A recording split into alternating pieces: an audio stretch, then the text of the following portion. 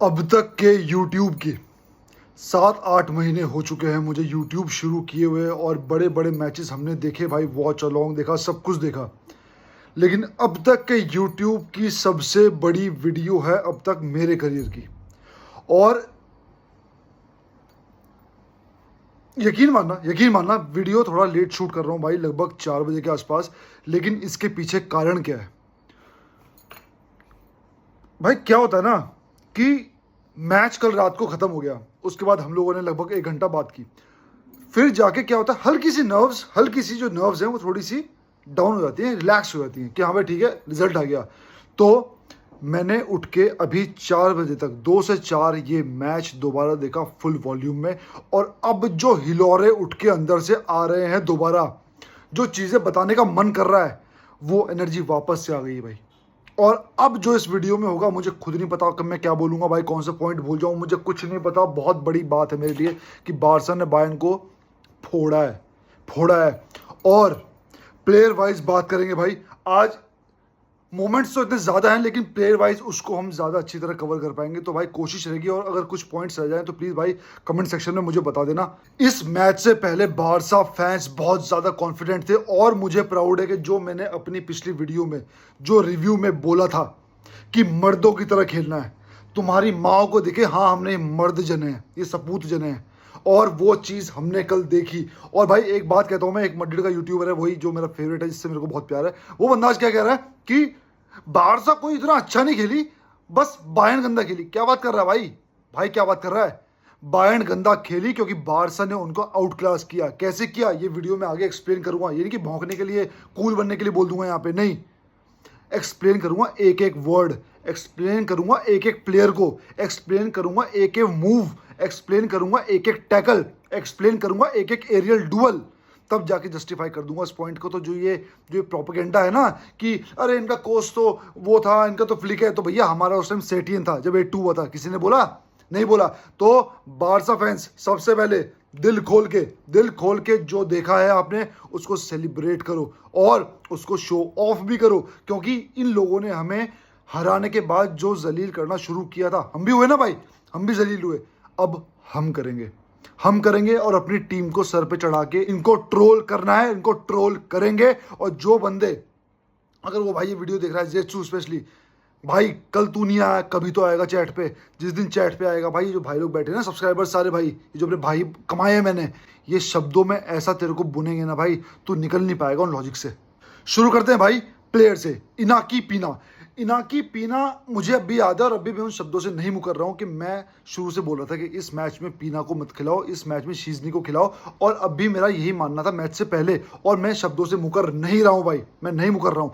लेकिन जिस हिसाब से कल पीना खेला, क्योंकि जब एक बॉल पड़ी थी और हैरी केन 1-on-1 था पीना के साथ, पीना ने बाहर आके सेव किया था, और वो कंफर्टेबल सेव था, वो कोई गफलत वाला सेव नहीं था, वो कंफर्टेबल सेव था। और उसके बाद जो उसके कॉर्नर पे पंचेस आ रहे हैं, पंचेस भर के मार रहा है, डबल हैंड पंच मार रहा है, बॉल को मतलब कौन सी बॉल थी यार वहाँ पे, हाँ थ्रो पे जाके बॉल गिर रही है वहाँ पे भाई, उस पंच से। भाई पीना ने कल जो उखाड़ा है, पीना ने कल जो एक ऑडिशन दिया है, पीना जो उस ऑडिशन में पास हुआ है भाई, काबिले तारीफ। अगर हम उसको जूते मार सकते हैं उसके गलत पे, तो सच्चाई पे उसको अपनी आंखों पे बिठा के रखेंगे और बैठा रहे हैं। पीना ने कल बहुत ज़बरदस्त कीपिंग की, और जो एक गोल हैरी केन ने मारा था, अभी मैं सिर्फ हैरी केन की तारीफ करूंगा भाई, जो गोल हैरी केन ने मारे थे दोनों, जो एक ऑफसाइड हो गया था और एक गोल था, दोनों गोल रोके नहीं जा सकते थे, पहली बात। दूसरी बात, सिर्फ बायर्न में एक बंदा खेला जो पूरी जिगर के साथ खेला, वो है हैरी केन। और मैं उसकी रिस्पेक्ट क्यों कर रहा हूं बताता हूं भाई।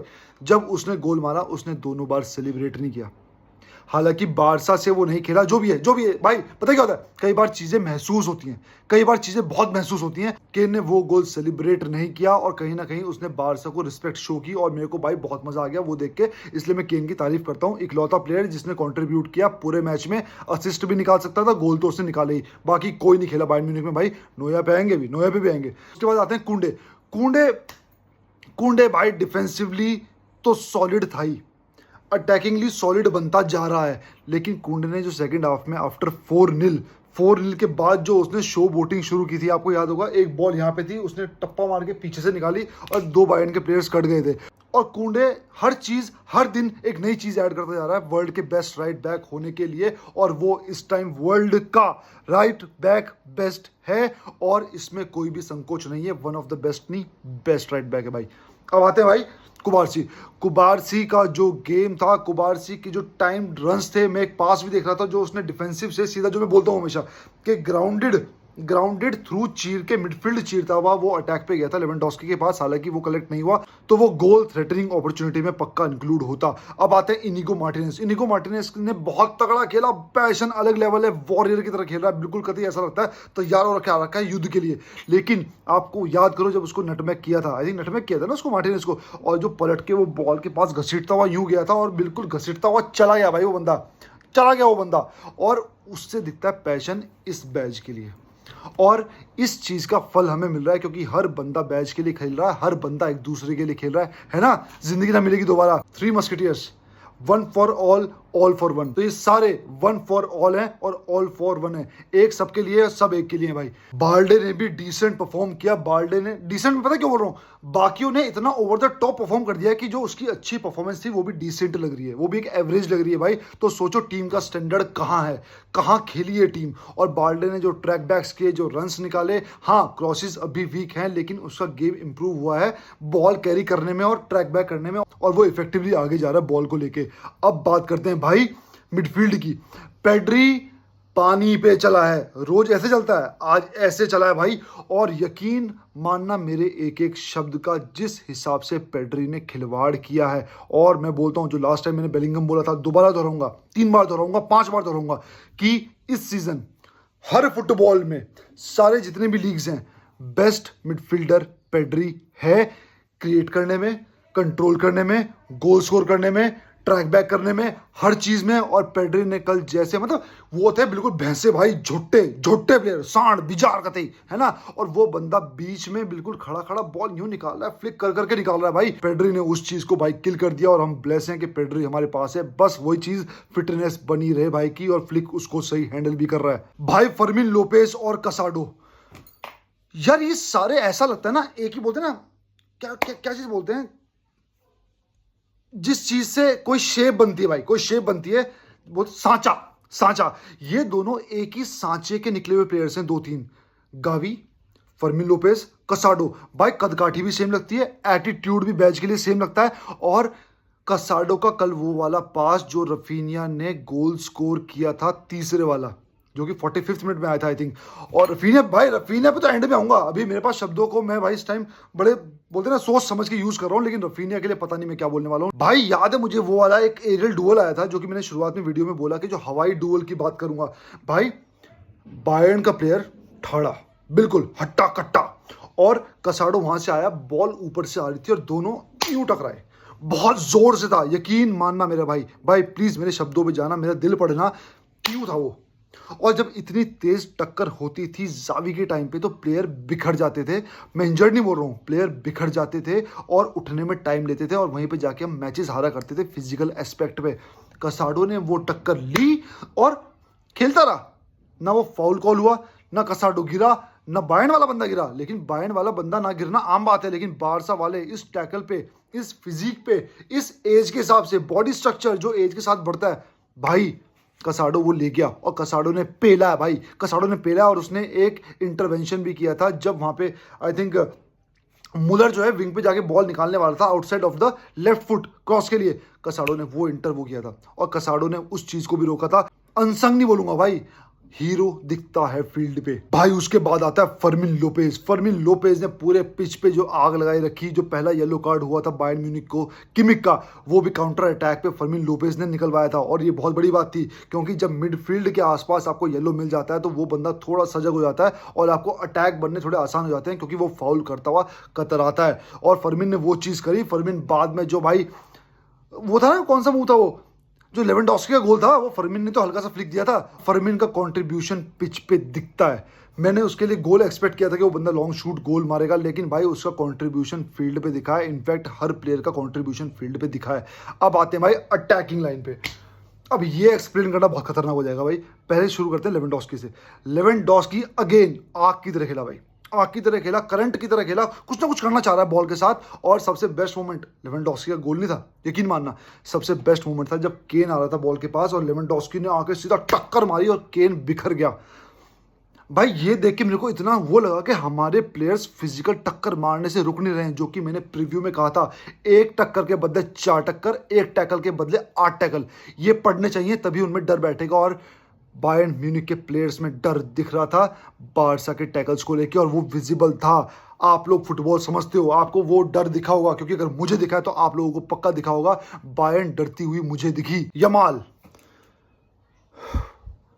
2-3 मोमेंट्स बताता हूँ भाई यमाल के जो मैंने देखे।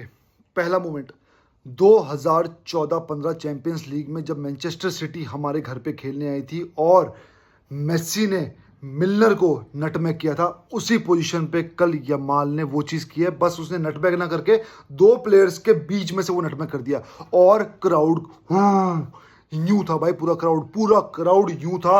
और बोलते ना यादें ताज़ा होती हैं यार। अभी मैं डिस्कस करूंगा जो नॉस्टैल्जिया 2014-15 का था, वो मुझे कल दिखा, मैंने लाइव पे भी बोला था, और मैं यहाँ भी आपको जस्टिफाई करके दिखाऊंगा वो चीज़। पहली मैंने कर दी भाई कि यमाल का 2 प्लेयर्स के बीच में से नटमैग, 2 प्लेयर के बीच में से यमाल ने जो अल्फोंसो का आम बना दिया भाई अल्फोंसो डेविस को समझ ही नहीं आ रहा कहाँ जाना है कहाँ नहीं जाना, और वो बंदे के पासिस मिसप्लेस हो रहे थे। हालांकि वो यमाल से चिपका हुआ था, लेकिन भाई कब तक चिपकेगा भाई, वो गॉड गिफ्टेड प्लेयर है, वो तेरा बाप है भाई। और यकीन मानो जब न्यूज आई थी अल्फोंसो डेविस की और एम्बापे की कि भाई वो मड्रिड जा रहे हैं, मैंने क्या बोला था, रिलैक्स करो बॉयज, रिलैक्स करो, ये फुटबॉल टीम गेम है, वो फार्मर्स लीग है, ये रियल लीग है। यहाँ पे आके चीज़ें चेंज हो रही हैं और यहाँ पे आके चीज़ें चेंज होती हुई हमको दिख रही हैं। और यमाल ने जो भूत बनाया है, जो कि हमने वीडियो में भी डिस्कस किया था भाई, कि यमाल पेस से तो नहीं, हालांकि पेस से भी, लेकिन प्राइमरी जो उसका एट्रीब्यूट है भाई, प्राइमरी जो उसका गेम है, क्लीन ड्रिबलिंग, फास्ट कट्स, है ना। तो भाई वो उस चीज पे जो हमने कहा था ब्रिलियंस, जो गॉड गिफ्ट है उसका, उस पे वो अल्फोंसो डेविस को पेलेगा। और उसने उसको पेल दिया, 1 बार नहीं, 2 बार नहीं, 3 बार नहीं, 4 बार नहीं, अनगिनत बार, पता नहीं, मेरे को याद भी नहीं काउंट किया है भाई। और सिर्फ अल्फोंसो डेविस को नहीं, पूरी टीम को हिलाया। तो जो लोग बोल रहे हैं ना कि यार यमाल ने गोल नहीं मारा, हेटर्स, भाई अगर ये रिजल्ट आ रहा है ना, गोल नहीं चाहिए। और जो असिस्ट आया था रफीनिया का, वो यमाल का ही आया हुआ था। और यमाल जो खेला है, बेहतरीन खेला है। वी आर सो ब्लेस्ड भाई कि ऐसा बंदा हमारे पास है, ऐसा बंदा हमें बारसा की टी शर्ट में देखने को मिल रहा है। जैसे विनीशियस बेस्ट लेफ्ट विंगर है वर्ल्ड का, यमाल बेस्ट राइट विंगर है वर्ल्ड का, और इस चीज को मानने में कोई परहेज नहीं है। आ जाओ भाई अपने सुपरस्टार रफीनिया पे।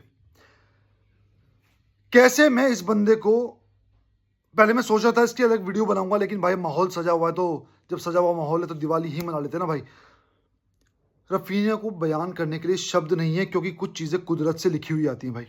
जो मैंने कहा था कि नॉस्टैल्जिया 2014-15 का, याद करो पहला गोल जो नोया को उसने काटा, और याद करो मेसी का वो गोल जब बोटैंग को उसने लुटाया था भाई, लौटा दिया था भाई, और बिल्कुल धरती पे सपट लेट गया था वो उल्टा।